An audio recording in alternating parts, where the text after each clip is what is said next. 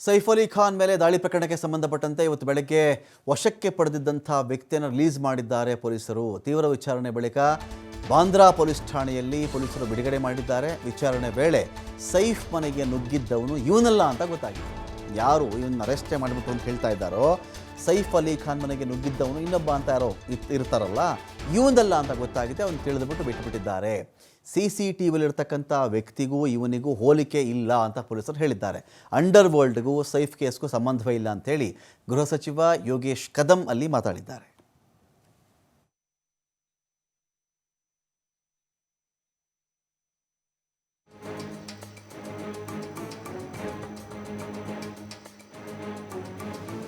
सांगेन की ह्याच्यामध्ये आपण ह्या घटनेचा आधार घेऊन तुम्ही महाराष्ट्रामध्ये किंवा मुंबईमध्ये भीतीचं वातावरण निर्माण करायचा प्रयत्न करू नका. बॉलिवूडच्या मध्ये भीतीचं वातावरण निर्माण करायचा प्रयत्न करू नका. बॉलिवूडच्या सगळ्या सिनेतारकांना मी आपल्या माध्यमातून सगळ्यांना आश्वासन देऊ इच्छितो की महाराष्ट्राचे मुख्यमंत्री देवेंद्र फडणवीस साहेबांच्या नेतृत्वाखाली आपण सर्व सेफ आहात. मुंबई पोलिसांच्या नेतृत्वाखाली आपण सर्व सेफ आहात. विरोधकांना मी एवढंच सांगेन